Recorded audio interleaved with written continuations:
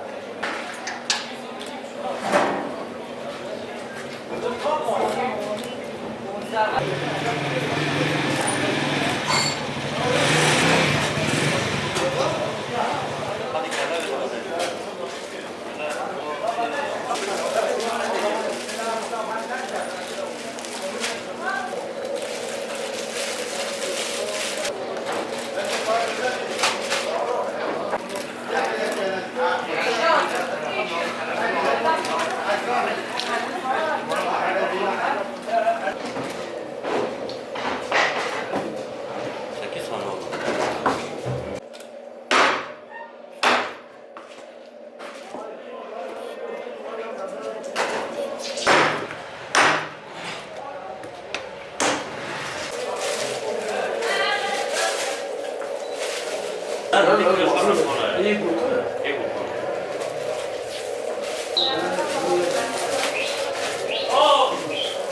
2005 yılında Mezbahane'de bu işe başladım. Tabii acemi olarak başladım.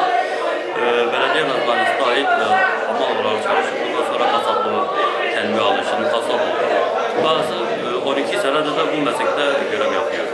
Kasaplar tarafından tabii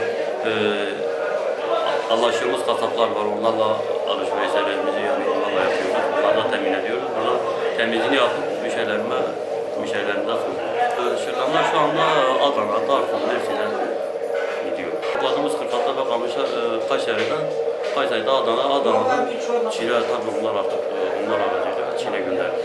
İş yaptığımız arkadaşlar aracılığıyla mesela yurt dışına Çin'e mesela 46'lar Kamış'larda ilaç ediyoruz.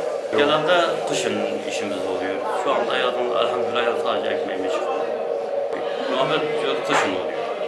Ya kesimler, hayvanlar daha çok büyüyor, mesela kesimler daha az oluyor. Onun için yani yoksa normalde şu anda satışlar daha yüksektir ama kâr yok. Hayvanlar da şu anda hepsi yaylardadır. Şu anda herkes yani erkekleri kurbana hazırlamışlar, besiye almışlar.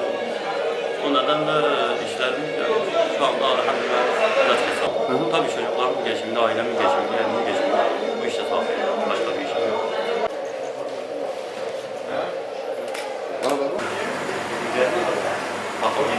Takılı olsun. O zaman hepsi bana.